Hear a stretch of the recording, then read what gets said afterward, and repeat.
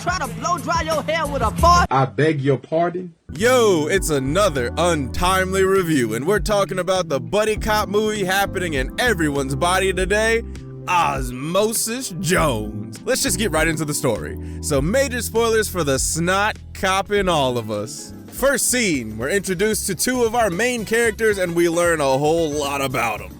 Bill Murray, dad, booty picker, lover of corn dogs. Bill Murray's daughter, knows about biology and evolution, definitely didn't learn any of it from Bill. We see that Bill Murray puts mayo on an egg. There, we need to move on far from this. We find out that Bill Murray's daughter, God, that's a mouthful. Let me just look up what her name is. Okay, let's see. No, Uncle Cracker, what the fuck? That doesn't seem appropriate. Why are they not on the first page? All right. Shane. Okay, cool, Shane. Let's just look up Bill's name in this too, since I know it'll be a while since they say it. Frank. Cool. We find out that Shane's mom passed away, R.I.P. Frank gave his daughter cheeseburgers as a baby, bad dad. This monkey takes Frank's egg, puts it in his mouth, and guess what happens next?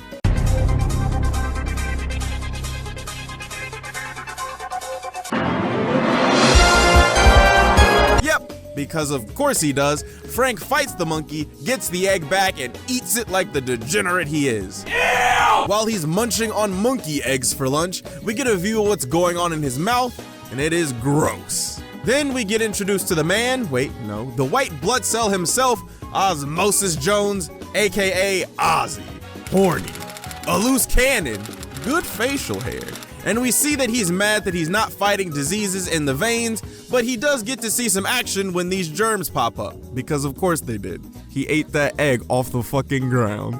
In the middle of the action, we see Frank's mouth again, and we see how yawning affects what's going on with the germ situation. We see the city, named the City of Frank, real original guys. Ozzy disobeys orders to stand down, just like a cop, jumps out the helicopter and causes a cop car to land in this. This is what the majority of the comedy is gonna be like, so strap in. I'm ready. No, you ain't! Then Ozzy chases after the germs who are in a car on foot. He gets a shot on them, misses, and destroys this main nerve receptor, which gives Frank a cramp and fall while his precious bucket of KFC lies there on the ground. 3 hours later, we pick back up in Frank's mouth again. Pause! And we see this guy, Thrax. Powerful. Stylish AF, avid book club participant, who gives this guy one of the worst animated deaths in a movie meant for kids I have ever seen. Then we pick up with the mayor. I don't like him. He's a liar, and he's a fake bitch. But then we see this fine, single-celled organism here, Leah, a baddie, voiced by Brandy. Makes me wonder why I'm attracted to a white blood cell. Much to think about here. She goes and puts on a campaign ad by Tom Colonic. Dude, I don't give a fuck about this guy. He's better than the mayor, but let's move on. Picking back up with Frank lounging around with every snack from the early 2000s you can think of at arm's length, but that doesn't stop him from asking his nice and considerate daughter to give him a chicken leg that is undoubtedly cold by now. Good and tasty? We see this dude's mouth open. Again. Twice in 2 seconds, in fact. And Shane calls to make Frank a doctor's appointment, which is the most adult thing you can possibly do, so she's obviously the only one keeping him alive at this point. The mayor then overrides Frank and talks for him, which is a crazy concept to even think about. Frank goes to take a cold pill instead of going to the doctor, and it's the next day at the lymph nodes, which is a place in the body, I guess. Biology wasn't a class I paid attention in, I don't know. Ozzy is getting bullied for letting that germ get away earlier. He deflects to fat-shaming Heavy D and Al Roker, who is in good shape now, which means this is rude and outdated. Good job, Al. Ozzy gets chewed out by the chief. Not literally, this movie couldn't do that with a PG rating. The chief gives Ozzy a promotion that turns into a demotion. We get a fire track that plays while Ozzy drives to the stomach. We see this kid give a temper tantrum. It's not important. I just wanted to show off a shitty kid. This happens. And I don't see what the problem is. If bro wanna feel sexy, let him feel sexy, damn! Ozzy turns himself into handsome Ozzy when he sees Leah, and we find out that they know each other. They go to meet with the pill Frank took, and we get introduced to Drix, aka Drips. Definitely a narc, watches telenovelas without knowing Spanish, and smells like cherries.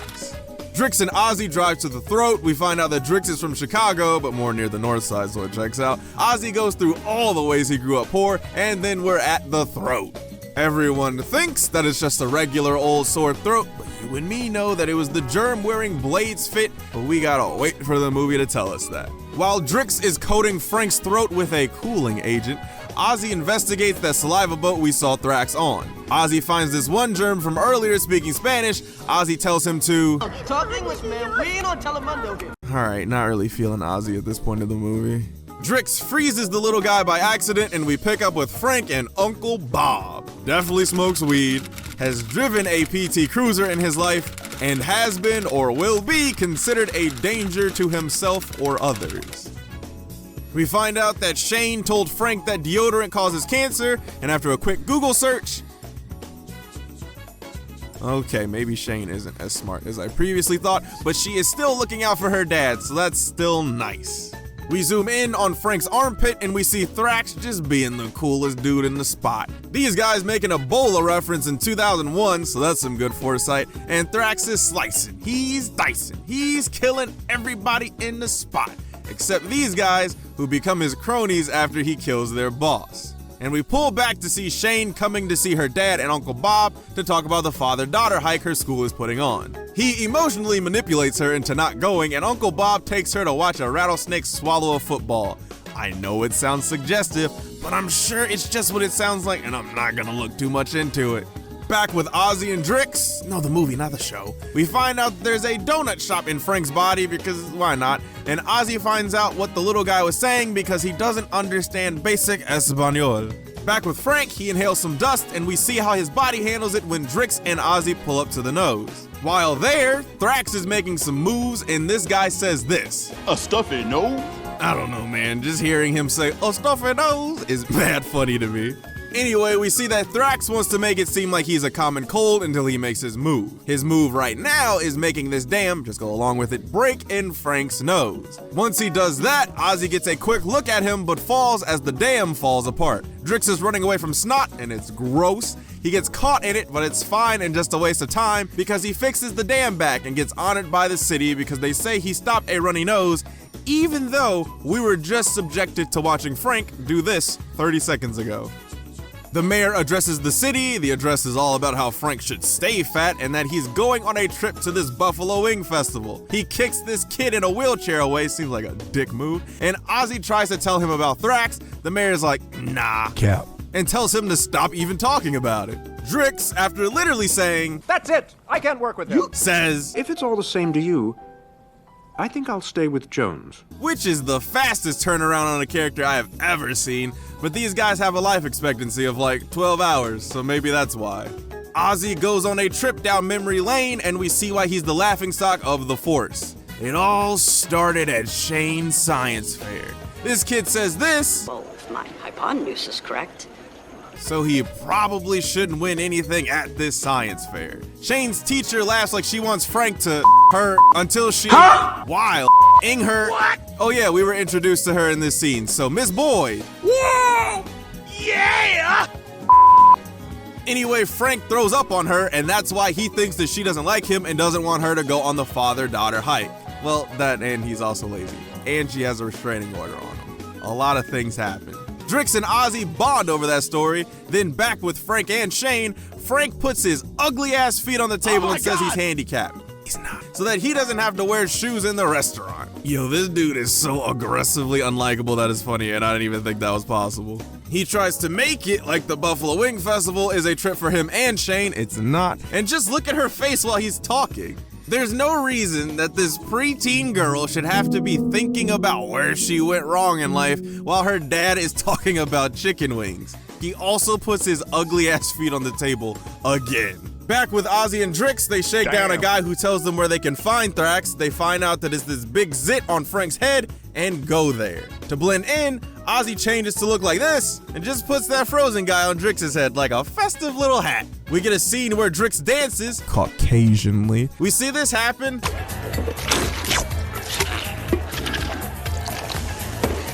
and then Ozzy actually drinks it. God, this movie's gross. He sneaks into the meeting where Thrax is talking to his cronies about his big plan where he steals this DNA thingy, which controls the temperature in the body. Back outside of Frank's body, we see him go to Miss Boyd to apologize, which is crazy that he didn't do this sooner, but whatever. Miss Boyd does this, which is why she didn't get the "oh, she fine" treatment, because even this is too much for me. We see Ozzy doing what he does best, not shutting up, which gets him to get hit, lose his disguise, and drop his badge. But before he gets exploded like that guy from earlier, Drix busts in to save him. They zoom in on his zit. I am sorry if you're eating right now, but not sorry enough to put a disclaimer at the beginning of the video. I like to have my fun sometimes. And because Ozzy and Drix blow the zit up, it goes flying right onto Miss Boyd's lips. So I guess that restraining order isn't getting lifted now. When Drix and Ozzy go to talk to the mayor, there's this weird dub where it sounds like the audio is edited. What the heck are you doing up there? And after a little research, I found out that the movie was originally gonna be PG-13, but then got edited to be PG, so they couldn't redo lines and literally just took out the hell part. Wow, good job, WB. Please don't strike my videos again. Because Drix and Ozzy affected some things for the mayor, he fires Ozzy, which I don't think the mayor should have that type of power, but whatever, I guess. We see Thrax gloat for a bit, and outside of the human trash dump, we see Shane stick up for herself by saying she's not going to the Buffalo Wing Festival. Then, Shane pulls out the craziest guilt trip I've ever seen about her mom. Ozzy and Drix get escorted out, and we get a montage of them leaving, and Thrax doing his plan set to some 90s R&B that some babies were probably made to. Thrax gets his DNA thingy, Frank's temp starts rising, Leah goes to investigate because the mayor sucks, and she sounds the alarm. Thrax dips out in Frank's subconscious, and because he was bumping around in there, Ozzy knows that he's still alive, so he runs to get Drix before Frank sends him down the meat chute. Uncle Bob tries to make Frank feel better with beer, it doesn't work, obviously, and we see Thrax take Leah as a hostage to get out of the body. Shane looks directly at the camera in a scene that isn't necessary. We see Thrax is leading a high-speed chase, we get a balls joke, and Frank passes out while driving. He gets taken to the hospital, Shane goes there with Uncle Bob because her bus was somehow slower than a sick man driving, and Drix and Ozzy ambush Thrax at the uvula. Thrax tries to make a getaway, but Ozzy and Drix do a fastball special to stop him. Thrax and Ozzy end up in Shane's eye, and then they start doing some kung fu, which was never even hinted at that either of them could fight, so this is weird. It's cool, but it's weird. Thrax falls off with Shane's fake eyelashes. She got them on the bus. I didn't think I would need to bring that up, but look at where we are. He dies in a jar of alcohol, and again, it is a very disturbing and aggressive way to die in this PG movie. We see how bad it is in Frank's body, but because Frank dies for a little bit, Shane cries over his lifeless body, and Ozzy is able to fall back into Frank's body. Frank comes back from the dead, tells Shane that Mama says hi, which I feel like shouldn't be your response after your daughter just watched you die.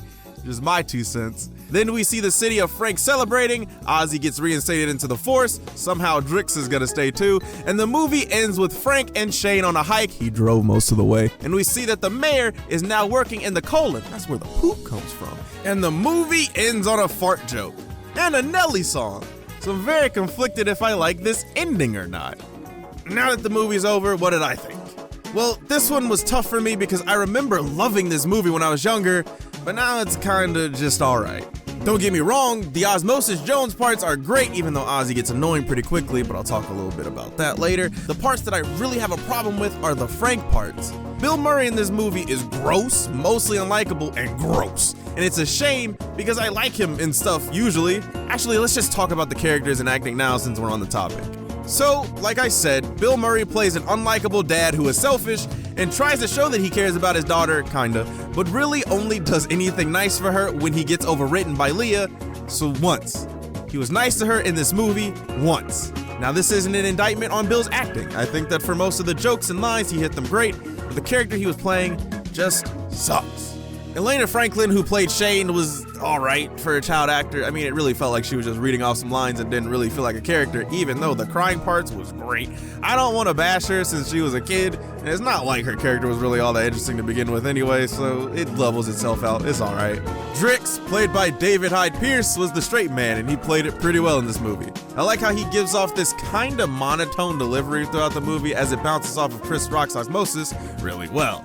His character is boring since it's just an overachiever new guy on the force type deal, but when him and Ozzy have like the only genuinely emotional scene together, it comes off pretty sincere. His turnaround on Ozzy was still nuts to me, and I can't believe they even put that in the movie since it didn't matter. Okay, now we're at Chris Rock. I love Everyone Hates Chris. I loved him in The Longest Yard. I think I haven't actually seen him in a while, but I don't know how much I actually like Chris Rock.